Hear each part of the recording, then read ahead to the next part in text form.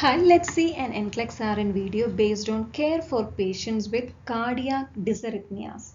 Dysrhythmias are disruptions in the cardiac conduction pathway or disorders of the electrical impulse conduction within the heart. There are a number of dysrhythmias you can hear, like the sinus dysrhythmias, the atrial dysrhythmias, the junctional dysrhythmias, the ventricular dysrhythmias, and the heart block. Moving to the first question, the nurse understands that the normal conduction pathway for the heart is which of the following? Is it AV, SA, ventricles, Purkinje fibers, AV, ventricles, SA, AV, ventricles, Purkinje fibers, ventricles, Purkinje fibers, SA and AV. So here the heart's normal electrical conduction pathway is asked. SA means sinoatrial node and AV means atrioventricular node. For the normal heart, the primary pacemaker is the SA node, then comes the AV node, then ventricles, and through the Purkinje fibers it travels. A patient requires immediate cardioversion. A controlled electrical shock that is triggered by and fires on the P wave. A controlled electrical shock that is triggered by and fires on the R wave. A controlled electrical shock that is triggered by and fires on the T wave. An electrical shock that fires randomly during the cardiac cycle. So what is cardioversion? Cardioversion is a controlled electrical shock that is triggered by and fires on the R wave. At the peak of the R wave, the firing will be given. So this is the difference between cardioversion and defibrillation.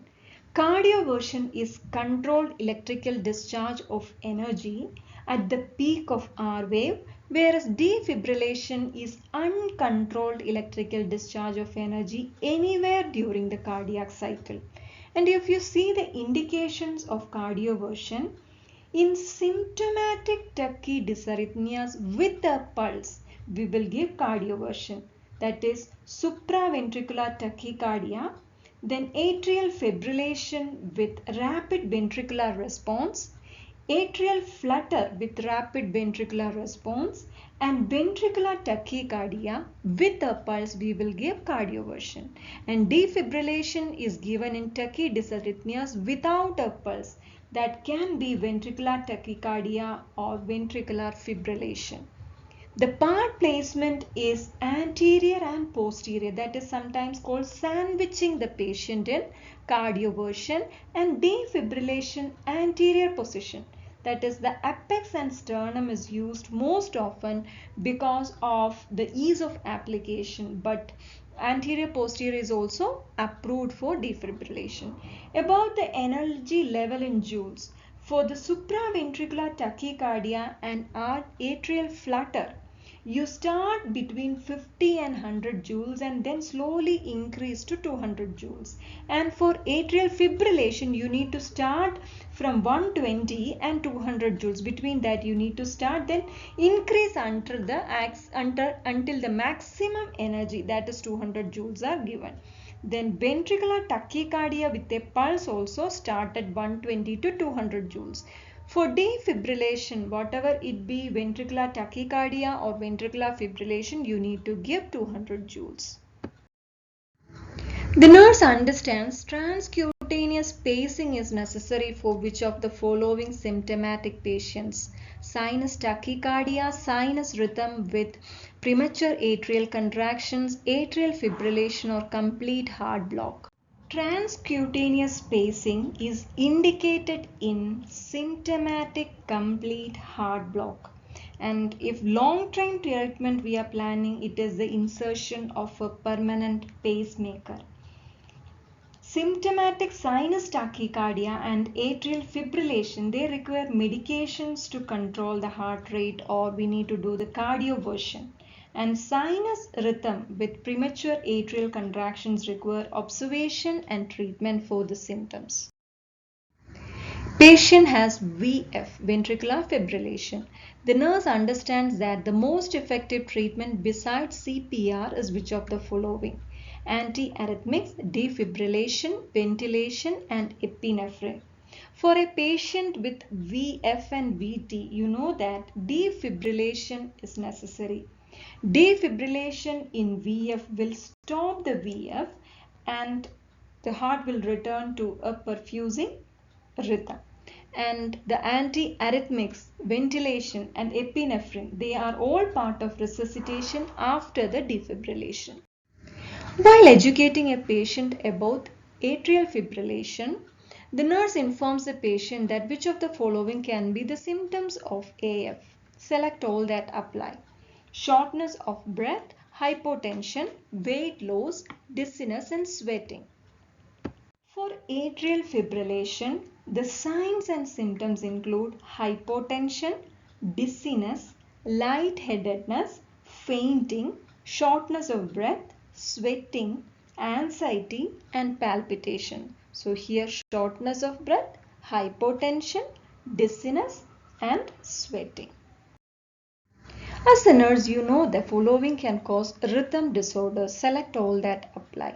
Exercise, electrolyte imbalance, myocardial hypertrophy, myocardial damage, eating red meat. Rhythm disorders are known as dysrhythmias. It is because of electrolyte imbalance, myocardial hypertrophy, myocardial damage. As a nurse caring for a patient on a cardiac monitor, you understand which of the following steps are necessary to correctly identify the rhythm. Select all that apply. Determine the rate, determine the regularity, determine if there is a QRS for every P wave, and determine if there is a T wave for every QRS, determine if there is a U wave for every QRS. So you know that when heart's rhythm is to be analyzed, you need to see the ECG or the electrocardiogram. The best lead to identify or interpret the heart's rhythm is lead 2. First, you need to see the rate in the ECG paper. Then, you need to see for the regularity of the wave. Then determine the waveforms. First is the P wave. P wave represents the SA node sending out an electrical impulse and it represents the atrial depolarization. The second wave after this P is the QRS complex, and after the QRS complex comes the T wave. QRS complex means it is ventricular depolarization, and T wave, that is ventricular repolarization. And usually the U waves are not seen, it's rarely seen.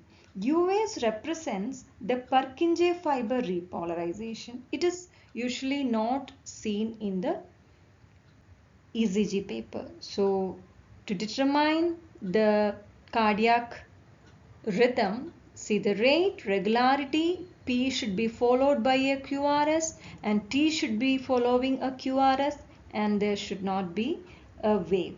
Okay. Key patient teaching points for atrial fibrillation include which of the following? Select all that apply. Medication for heart rate control, bleeding precautions, signs and symptoms of atrial fibrillation with a rapid ventricular response, cardioversion and defibrillation. So here the patient has got atrial fibrillation. We need to control the heart rate through medication. So medication to be given, and the atrial fibrillation, there is a chance if bleeding is there, it can complicate the conditions. So anticoagulants are required for the patient, and signs and symptoms of atrial fibrillation with rapid ventricular response should be seen. If the heart rate is greater than 100, the atrial fibrillation is considered uncontrolled and it is known as atrial fibrillation with rapid ventricular response. So you need to see for that, and cardioversion to be done. Typically, this cardioversion is considered for atrial fibrillation after adequate anticoagulation is attained.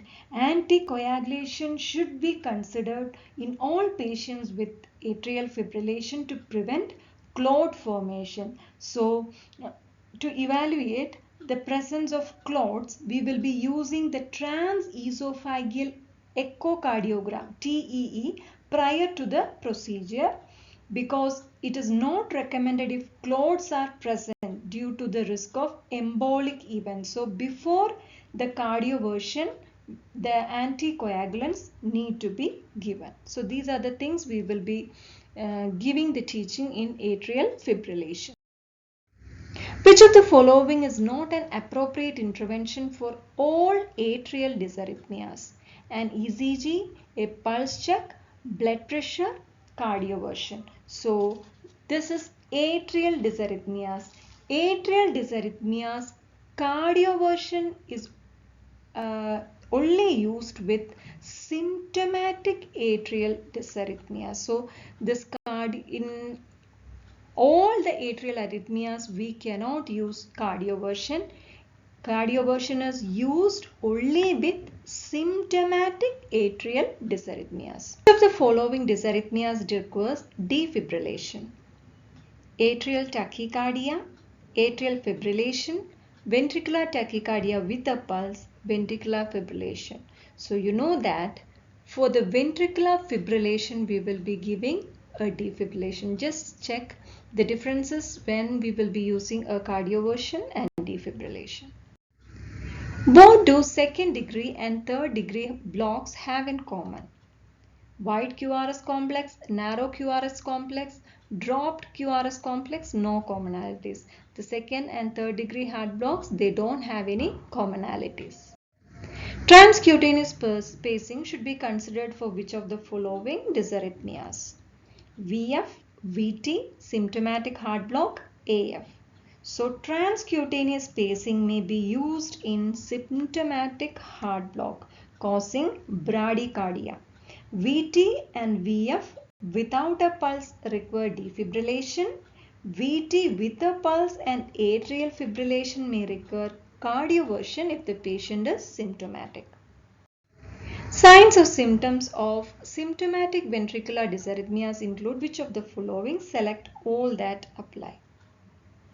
So this is symptomatic ventricular dysrhythmia. Symptomatic ventricular dysrhythmia shows dizziness, lightheadedness, fainting, shortness of breath, sweating, anxiety, palpitations, hypotension, decrease in level of consciousness.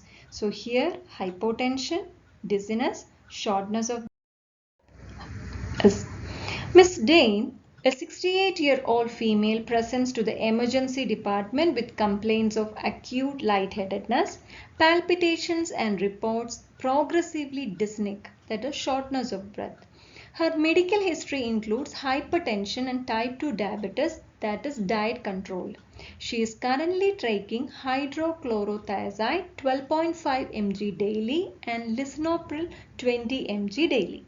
On admission to the ED, she is triaged quickly to obtain baseline vital signs such as blood pressure, heart rate, respirations and temperature, and a 12-lead ECG. A thorough history is obtained and ECG reveals atrial fibrillation.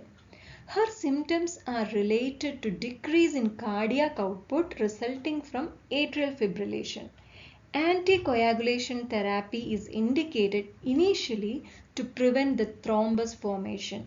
She is placed on a heparin drip. Laboratory clotting studies are performed to evaluate the effectiveness of the heparin drip. She is placed on bleeding and fall precautions. She is given patient education on the risk of increased bleeding caused by anticoagulation medication. After being started on heparin, she is prepared for a transesophageal echo to determine if clots are present in her atria. If there are no clots, she may be a candidate for cardioversion. If clots are visualized, anticoagulation therapy will be continued. TEE reveals no clots. She is electively cardioverted because of her increasing instability. Her rhythm returns to normal sinus rhythm. She is admitted to a cardiac telemetry bed for observation overnight. She needs further education on the signs and symptoms of atrial fibrillation and her new medications. She is referred for follow-up to an appropriate dysrhythmia specialist. So the patient is having atrial fibrillation. So if an atrial fibrillation is there, you know that anticoagulation therapy need to be first done, which need to be followed by a cardioversion. So here, since there was no clots in the TEE, the patient was cardioverted. First question, what is the priority nursing action upon admission to the unit? Orientation to the room, initiating ECG monitoring, calculating intake output, assessing the pain level. Of course, we need to assess the ECG, heart rate. The nurse monitors for which clinical manifestations in Ms. Day. Select all that apply. Complaints of palpitation, complaints of shortness of breath, diaphoresis, fever, hyperglycemia. For a patient with atrial fibrillation, they will be having complaints of palpitation, complaints of shortness of breath, and diaphoresis. The charge nurse is reviewing new admission orders for Ms. Dane. It's a priority for the nurse to follow up with the provider about which order. Regular diet, discontinue monitor, vital signs every 4 hours, saline log. If the doctor is telling to discontinue the monitor, that we need to question back. The patient should be on cardiac monitor. The nurse caring for Ms. Dane incorporates which nursing diagnosis into the plan of care. Select all that apply. Risk for decreased cardiac output, risk for embolic event, knowledge deficit, risk for poor nutrition, risk for bleeding. So the nursing diagnosis is risk for decreased cardiac output, risk for embolic event if clots are there, knowledge deficit will be there, and risk for bleeding will be there. Which statement by Ms. Dane indicates the teaching has been effective? I am glad the problem was fixed and I don't need to go back to the doctor. I am glad I don't have to worry about having a stroke anymore. I guess I need to follow up with a heart doctor. I guess things will go back to normal now. When a patient is having atrial fibrillation, of course they need to follow up with the heart doctor. So that is the answer. Hope you understood this video. Thank you so much.